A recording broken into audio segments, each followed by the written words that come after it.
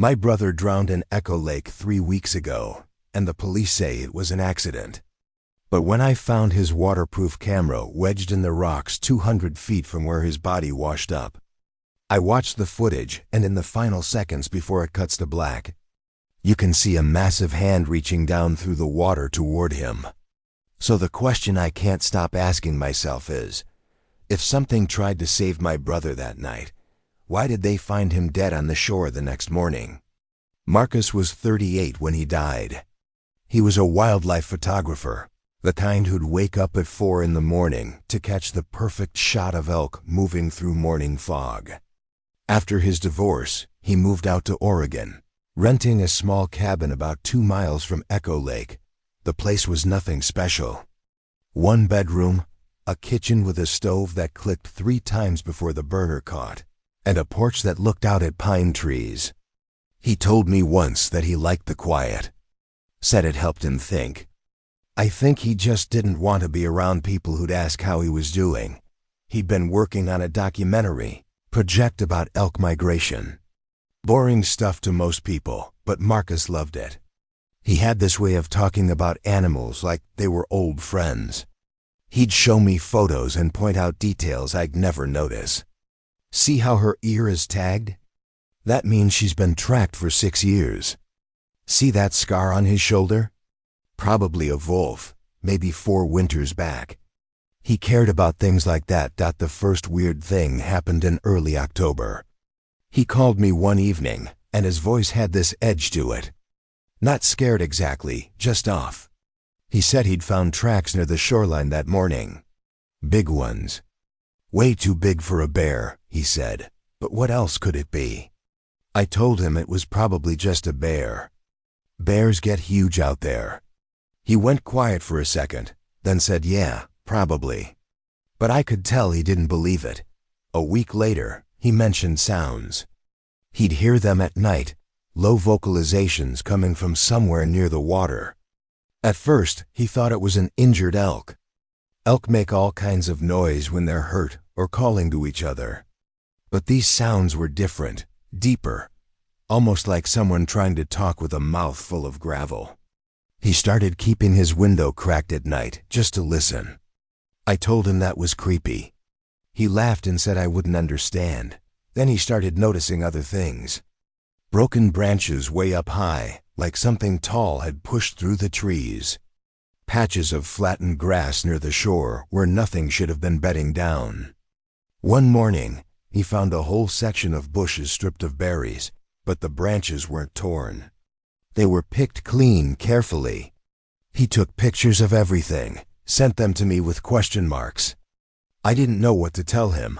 Marcus had set up camera traps all around the lake for his elk project.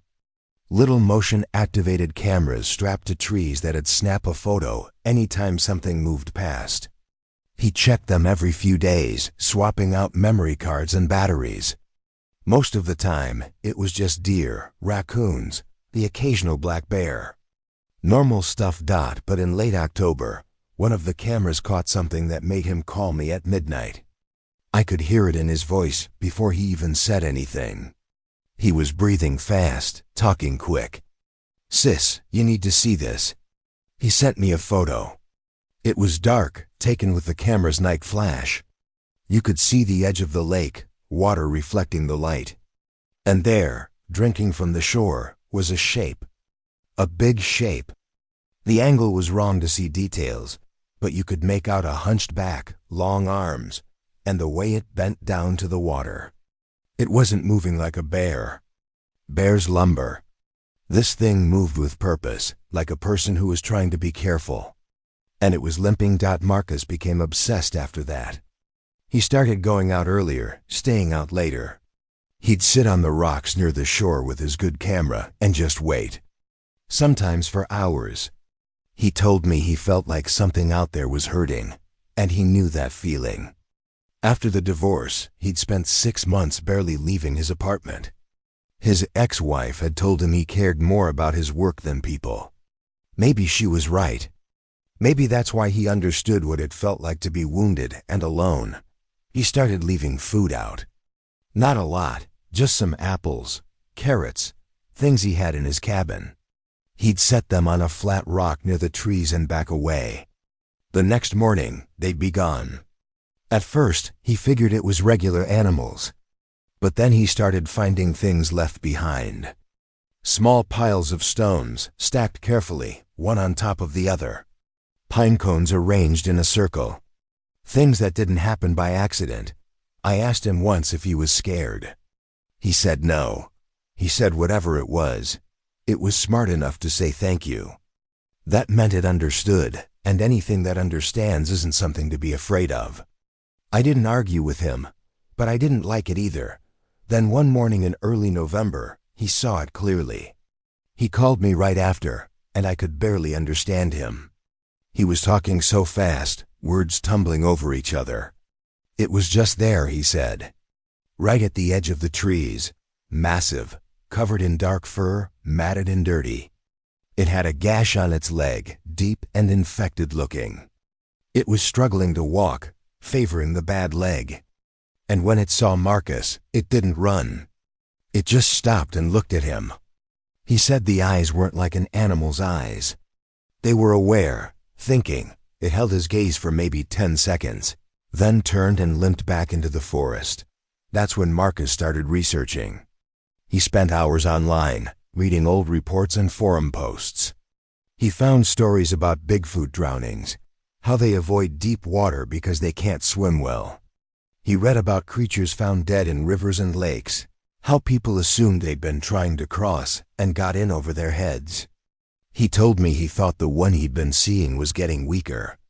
The infection was spreading. It needed help but didn't know how to ask for it. 2 days before he died, he told me hunters had set up camp on the other side of the lake.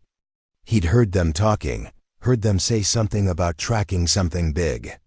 He sounded worried. Not for himself. For it. Marcus started documenting everything after that first clear sighting. He'd go out before sunrise with his camera, a thermos of coffee, and his waterproof case for his phone. He'd find a spot on the rocks near the shore and just wait. Sometimes he'd sit there for 3 hours and see nothing but birds and the occasional deer. Other times he'd catch glimpses. A shadow moving between trees. The sound of something heavy stepping on dry leaves. Once he heard a low rumble that made his chest vibrate. Like thunder but closer. The food he left out disappeared every night now. And every morning, there'd be something new left behind. One day, it was a perfect circle of white stones, each one about the size of a golf ball. Another day, 3 pine cones stood upright in a row, balanced on their ends. Marcus would photograph each arrangement before touching anything. He told me on the phone that it felt like a conversation. I give, you give. I see you, you see me. I asked him what he was hoping would happen. He said he didn't know exactly, but he felt like trust was building. Like whatever was out there was starting to understand he wasn't a threat. I told him to be careful. He laughed and said the most dangerous thing in those woods was probably the hunters on the other side of the lake. The real breakthrough came on a cold morning in mid-November. Marcus had been sitting on his usual rock for about an hour. The sun was just starting to come up, turning the sky that pale gray-blue color. He had his camera ready, lens cap off, finger near the shutter button. That's when he heard the limp. A heavy step, then a drag. Step drag. Step drag. Getting closer, he turned his head slowly and there it was. Not hiding this time. Not at the edge of the trees. It walked right out into the open space between the forest and the water, maybe 30 feet from where Marcus sat. He described it to me in detail later, his voice shaking the whole time. It was at least 8 feet tall, maybe more. Covered in dark brown fur that looked wet and matted. The shoulders were massive, broader than any man's. The arms were long, hanging down past where its knees would be. But it was the leg that Marcus focused on. The right leg had a gash running from the knee down to the ankle, deep enough that you could see red meat underneath. The fur around it was crusted with dried blood and dirt. The whole leg was swollen, twice the size of the other one. Marcus didn't move. Didn't even breathe loud. He just watched. The creature limped to the water's edge and knelt down, slow and careful, like every movement hurt. It cupped one hand and brought water to its mouth, drank. Then it splashed water on the wounded leg and made a sound. Not a roar, not a growl. A sound of pain. Low and rumbling, but with something almost like words buried in it. Marcus said it reminded him of those old recordings people call samurai chatter. Those weird vocalizations hunters captured in the 70s that sound like rough speech. They stayed like that for maybe 5 minutes. The creature washing its leg, Marcus sitting frozen on his rock. Then it turned its head and looked directly at him. Marcus said the eyes were brown, almost human, but deeper set. There was no panic in them, no aggression. Just recognition. Like it was saying, I know you're there. I know what you've been doing. Then it stood up, slow and painful, and limped back into the trees. Marcus didn't get a photo. He said later that his hands were shaking too bad, and by the time he remembered he had a camera, it was already gone. But he didn't need a photo to know what he'd seen. It was real, it was hurt, and it was getting worse. That night, Marcus went down a rabbit hole online. He found forums dedicated to Bigfoot sightings, research groups, old newspaper articles. He read about creatures found dead in rivers, their bodies bloated and waterlogged. He found a report from 1982 about a Bigfoot that drowned in a creek in Northern California. How locals said it looked like it had been trying to cross and got swept away. Another report from Washington in 1995 mentioned one found at the bottom of a ravine with a broken leg, like it had fallen trying to get to water. The pattern was clear. They couldn't swim well. Their bodies were too heavy, too muscular. They sank. And if they were injured or sick, getting close to deep water was dangerous. Marcus told me he thought the one he'd been seeing was stuck. It needed water to clean its wound, but getting too close meant risking a fall it couldn't recover from. The infection was spreading because it couldn't properly treat it. He started researching infection treatment. What you'd do in the wild with no medicine. He read about poultices, about certain plants that had antibacterial properties. He even called a veterinarian friend and asked hypothetically what you'd do for a large animal with a deep leg wound. The friend told him you'd need to clean it, pack it with something to draw out infection, and keep the animal still. Marcus said thanks and hung up. He knew he couldn't keep something that size still, but he also knew he had to try something. The creature had trusted him enough to come out in the open to show its wound. That meant something. Marcus believed in signs like that, believed that animals communicated in ways people didn't understand. This was a call for help, even if it couldn't say the words. The hunters were still camped across the lake. Marcus had walked around one evening, staying in the trees, and watched them from a distance. 3 men, rifles propped against their tent, talking loud around a fire. He heard one of them say they'd found tracks, big ones, heading toward the north shore. Another said something about finally getting a shot at one of those things. They laughed. Marcus told me that laughter made his stomach turn. These weren't people who wanted to study or understand. They wanted a trophy. They wanted proof they could mount on a wall. That's when Marcus made his decision. He couldn't let them find it. And he couldn't let it die out there alone, septic and suffering. Whatever happened next, he was going to do something. He just didn't know what yet. The night it happened, Marcus woke up at 2:30 in the morning. He told me later in a voicemail that something felt wrong before he even opened his eyes. Just this heavy feeling in his chest, like the air pressure had changed. He lay there in the dark listening. At first, nothing. Then he heard it, splashing, not the gentle lap of water against rocks, but violent splashing, like something thrashing. And underneath that, a sound that made his skin go cold. A deep, desperate vocalization. Pain and panic mixed together. He was out of bed before he fully processed what he was doing. pulled on jeans over his pajama pants, shoved his feet into unlaced boots, grabbed his coat. His camera was on the kitchen table where he always left it. He snatched it up, checked that the case was sealed tight, and ran out the door. The cold hit him immediately. November in Oregon at night feels like walking into a freezer. His breath came out in white clouds. He didn't stop to zip his coat. He just ran. The path down to the lake was rocky and uneven. He'd walked it 100 times in daylight, but at night with just the moon, every root and stone was a trap. He stumbled twice, caught himself on tree trunks, kept going.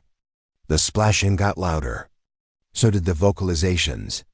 They came in bursts now, sharp and urgent.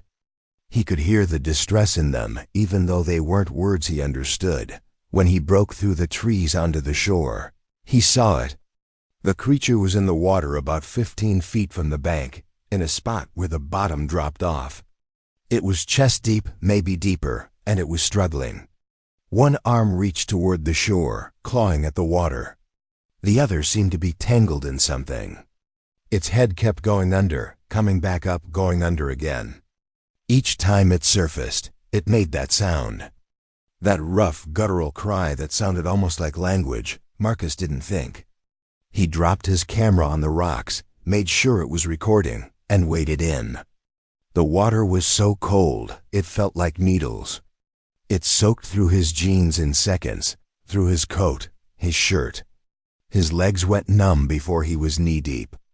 The rocks under his feet were slippery, covered in algae. He nearly fell twice just getting to where the creature was. Up close, he could see what had happened. The creature's arm was caught in old fishing line, the thick kind, wrapped around a submerged log.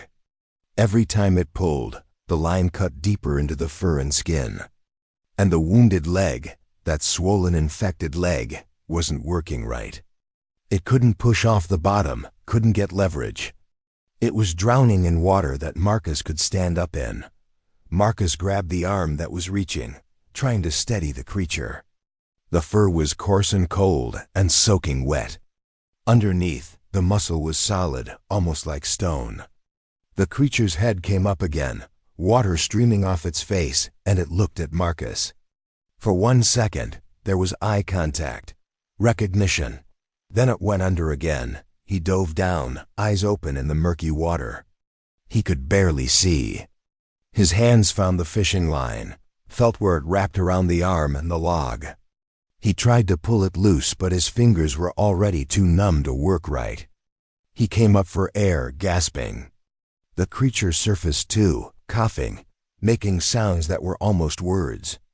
Marcus could hear the shape of syllables in it. Something that sounded like wane. Something like kura. Over and over. He went down again, this time with his pocket knife. He'd forgotten he even had it until his hand hit his pocket. He flipped it open underwater and started sawing at the line. It was tough, meant to hold big fish. His lungs started to burn. Black spots appeared at the edges of his vision. He kept sawing. The line frayed, then snapped. He felt the creature's arm pull free. When he surfaced, he expected to see it swimming for shore, pulling itself out. Instead, it was sinking. The free arm was moving but weak. The legs weren't kicking right. Marcus grabbed for it, got a handful of fur and skin, and pulled. It was like trying to move a truck. He couldn't get it to the surface. Couldn't get it to shore. His own legs were giving out, cramping from the cold. His whole body was shaking so hard his teeth rattled. The creature made one more sound, quieter now. Its hand found Marcus's shoulder and gripped, not pulling him down but just holding on. And then Marcus understood. It wasn't just saying, "Help me." It was saying something else. The sounds came again, clearer this time because they were so close. Wane karaha. Then a different sound. Softer, almost gentle. Something that sounded like Shawnee. Helper, the female. They coming. Marcus's brain tried to process that through the cold and panic. There was another one. A female. Somewhere in the forest. and someone was coming for them. The hunters. He looked toward the far shore and saw lights. Flashlight beams moving through the trees. He heard voices carrying across the water. Heard someone yell, "Tracks lead this way." The creature in the water was barely conscious now. Its grip on Marcus loosened. Marcus tried one more time to pull it toward shore, but his arms wouldn't work anymore. His whole body was shutting down from the cold. He couldn't feel his feet. His hands were claws. And the creature was too heavy, too waterlogged, sinking deeper despite everything Marcus did. The lights were getting closer. Marcus could make out shapes now, 3 men with rifles moving along the shoreline. They hadn't seen him yet, but they would. Any second now, they'd shine their lights this way and see everything. See the creature in the water. See Marcus trying to save it. And then they'd have what they came for, proof, a body. Maybe 2 bodies if Marcus didn't get out soon. The creature's eyes found Marcus's one last time. Even half drowned, even dying, there was something in that look. Not blame, understanding, like it knew what Marcus had tried to do. Its hand slipped off Marcus's shoulder, and it sank deeper, down into the dark water where the moonlight didn't reach. Marcus's lungs screamed for air. His vision started to tunnel. He knew he had seconds to make a choice.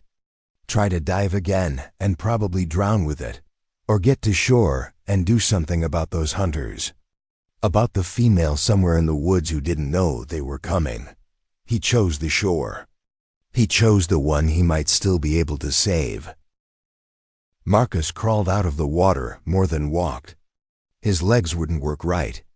Everything below his waist felt like dead weight. He collapsed on the rocks, gasping, shaking so hard he thought his bones might break.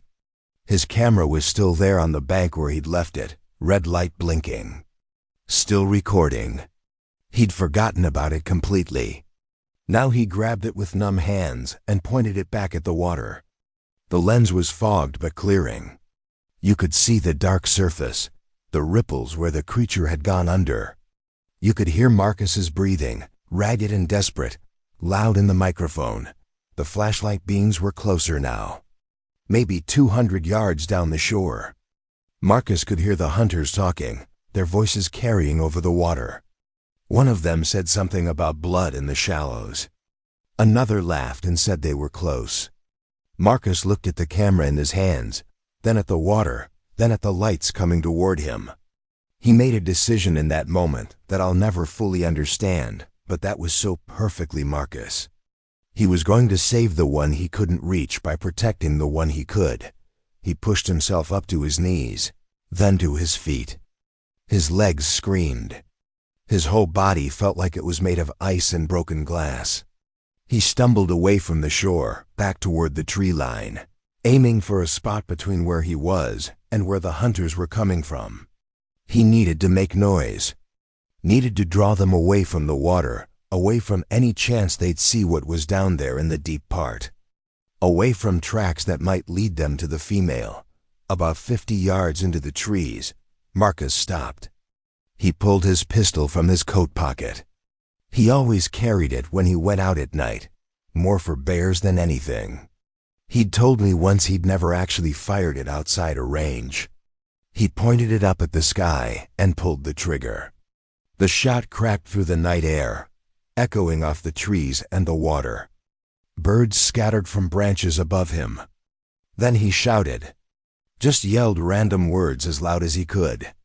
His voice was raw and shaking, but loud enough. Hey, over here. This way. The flashlight beams stopped moving. Then they turned. Started coming toward him instead. He could hear the men crashing through the brush now, moving fast. One of them yelled back, "Who's there?" Another said, "That came from the north side." Marcus fired another shot into the air and yelled again. He was buying time. Every second those men moved toward him was a second they weren't finding the female. Wasn't a second they were looking in the water, but Marcus was also falling apart. The cold had gotten too deep. His whole body shook so bad the camera shook in his hand. The footage from this part is almost unwatchable, just blurred trees and dark sky jerking around. You can hear his breath coming in short gasps. Hear his teeth chattering so hard it sounds like clicking. He tried to move deeper into the forest, but his legs finally gave out. He went down hard, landing on his side in the wet leaves. The hunters found him maybe 3 minutes later. 3 men, all in their 40s or 50s, wearing hunting vests and carrying rifles. Their flashlights hit Marcus, and he squinted into the glare. The camera was still in his hand, still recording. Pointed at the ground now, but the audio picked up everything. One of the men said, "What the hell are you doing out here?" Another said, "Is that a gun?" Marcus tried to answer, but his jaw wouldn't work right. The words came out slurred. They pulled him up to his feet, and that's when things got ugly. One of them saw Marcus's soaking wet clothes and asked what he was doing in the water. Marcus said something about night photography, about falling in. But his camera was dry in its waterproof case. They could see that. One of the men grabbed it from his hand and looked at the screen. Marcus tried to grab it back, and that's when they shoved him. Hard. He stumbled backward, legs still not working, and fell again. The men started arguing among themselves. One said they should help him get warm. Another said he was hiding something, probably trying to scare them off their hunting spot. The third one, the biggest of the 3, leaned down and got in Marcus's face. "You know what we're tracking out here?" he said. "You trying to get to it first?" Marcus just shook his head. Couldn't form words anymore. The cold was winning. That's when it got violent. The big man pulled Marcus up by his coat and walked him backward. Marcus's legs dragged. They were heading back toward the water. You can hear it on the audio, Marcus trying to say no, trying to pull away. Then there's a shout, a splash. The camera that one of the men was still holding caught a glimpse of Marcus hitting the water, going under in the deep part where the bottom drops off. The video gets chaotic here. The man holding the camera seemed to panic, yelling at the other 2. They're arguing about whether to go in after him. One says he's faking. Another says the water's too cold. There's shining lights on the surface, looking for him. You can see bubbles, ripples, then nothing. The men wait maybe 30 seconds. One of them says they should call someone. Another says they should leave. They don't know Marcus's camera is recording everything they say. Then something appears on the video. That stops all 3 men mid-sentence. The camera angle swings to point at the water, and there's a shape. Something big breaking the surface about 10 feet from where Marcus went under. The men's lights hit it, and you see dark fur, massive shoulders, water streaming off. The creature that Marcus had tried to save. It had pulled itself out of the tangled line somehow, crawled along the bottom, and now it was reaching down into the dark water. The camera catches it for maybe 3 seconds, before the men start screaming and running. The video goes black as whoever was holding it dropped it and bolted, but the audio keeps going for another 20 seconds. You can hear splashing, heavy, and rhythmic. You can hear that deep vocalization, the one that sounds like speech. And underneath it, quieter, you can hear something that might be breathing, might be coughing, might be someone being pulled from the water. Then footsteps, heavy ones, moving away. Then silence. Just the sound of small waves lapping at rocks and the wind in the trees. Then the camera dies, battery finally empty, or water finally gets in. The screen goes dark, and the audio cuts to nothing. That's the last footage Marcus ever recorded. They found Marcus's body the next morning. A jogger spotted him on the north shore, about 40 feet from where the water was deepest. He was on his back, arms at his sides, looking almost peaceful except for his lips being blue and his skin gray. The police said drowning, probable hypothermia, tragic accident. They asked if he'd been drinking. I told them Marcus barely touched alcohol. They asked if he'd been depressed. I said no, but how could I know for sure? We didn't live in the same state anymore. Maybe I'd missed the signs. The hunters never came forward, never reported what they saw.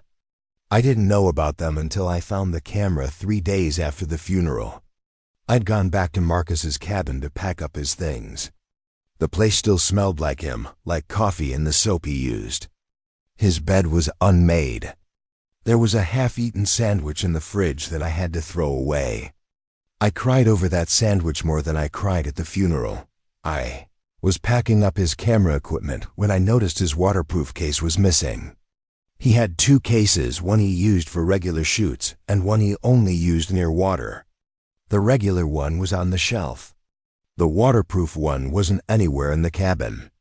I remembered the police saying they didn't find a camera on him or near him. So where was it? I drove back to the lake that afternoon. Parked where Marcus always parked and walked down to the shore. The police had marked off the area where they found him with yellow tape that was already starting to sag. I walked past it, following the shoreline, looking at rocks and mud. I don't know what made me look in the water. Some instinct. Some feel that if Marcus had dropped it, it would have washed up or settled somewhere. I saw it wedged between 2 rocks about 10 feet from shore, just under the surface. The red light on the case was blinking. Battery low but still on. Still trying to record even though the memory card was probably full. I waded in up to my knees, the cold biting through my jeans, and pulled it out. Water dripped from the seams, but the case had held. The camera inside was dry. I didn't watch the footage until I got home. I plugged the camera into my laptop and sat there for a long time just looking at the file icon. 3 hours and 42 minutes of footage. I almost didn't click it. Almost deleted it right there. But I had to know. I had to see what Marcus saw that night. The first hour was mostly darkness and waiting. Marcus sitting by the water, talking to himself, the camera pointing at the lake. Then the splashing started. Then everything happened so fast. I watched him run into the water. I watched him try to pull that creature to safety. Heard the sounds it made, those words that weren't quite words. Wane koraha, shane. I played that part back 5 times, listening with headphones, trying to understand. I watched the hunters find him. I watched them get rough with him. Watched the moment when they pushed him into the water and argued about whether to help. I had their faces on video. I had their voices. I had evidence that Marcus didn't just drown. He was put there. And I had the creature reaching down into the water afterward, trying to save him back. I spent the next week going through the footage frame by frame. In the dark water, right before the camera died, there's a flash of something. It's blurry, the camera was moving, but you can see a massive hand reaching down. You can see fingers spreading wide, searching. And if you brighten the image and zoom in, you can see the edge of a body being pulled up toward the surface. You can see Marcus's jacket, his arm. Something was pulling him out, but they found him on the shore. Dead. So what happened between that last frame and morning? I have theories. Maybe the creature pulled him out, but Marcus was already too cold. Already too far gone. Maybe the creature tried to do something, some kind of help, but didn't know how. Human bodies are fragile in ways maybe it didn't understand. Or maybe Marcus was alive when he was pulled out, but the cold finished what the water started before anything could be done. I found something else that week too. On Marcus's porch, tucked behind the firewood he kept stacked by the door, was a basket. Not store-bought. Woven from branches and bark, the same kind of weaving I'd seen in pictures from other people's stories. Inside were plants. Dried roots and leaves I didn't recognize. I took them to a friend who worked at a botanical garden. She identified some of them. Yarrow, which people use to stop bleeding. Plantain leaf, good for drawing out infection. Willow bark for pain. Someone had left medicine. The basket had been there for at least a few days, based on how dry the plants were. It was sitting there while I was planning Marcus's funeral. While I was crying over his sandwich. While I was trying to understand why my brother went into freezing water in the middle of the night, I went back to the lake one more time before I left Oregon. It was early morning, the same time Marcus used to go out.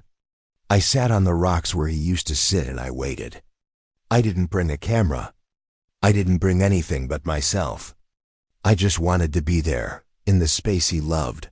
One last time, I heard something in the trees after about 20 minutes. Not close, but not far either. A low sound, deep and rumbling. Not threatening. Just there. Like someone clearing their throat. I stood up and looked toward where it came from. The sun was behind me, lighting up the tree line. And for just a second, I saw a shape. Tall, dark against the green. It didn't move toward me. Didn't come out into the open. Just stood there. Then a second shape appeared next to it. Smaller, lighter colored. They stood there together for maybe 5 seconds. Then they stepped back into the shadows and were gone. I knew what I'd seen. I knew who they were. And I knew what I had to do. The camera is still in my house. The footage is still on the memory card. I've made one copy, hidden it somewhere safe. But I'm not releasing it. Not putting it online. Not calling the police about the hunters. Not telling anyone what Marcus found out there, because I know what will happen. I've seen enough documentaries, enough news stories. They'd come with tranquilizer guns and tracking equipment. They'd say it was for research, for science, for understanding. But really, they'd be coming for proof. For specimens. For something to own. And Marcus died protecting them from exactly that. He made a choice that night. When he fired that gun and yelled into the trees, he chose to draw danger to himself instead of to them. When he kept their location secret, when he didn't tell even me exactly where the cave was, he chose their safety over his own story. I can't undo that choice by making a different one now. So the video stays hidden. The hunters get to go on with their lives, thinking they got away with it. Maybe they did. Maybe karma doesn't work the way we want it to. But every time they close their eyes, I hope they see what I saw on that footage. I hope they see that hand reaching down through the water.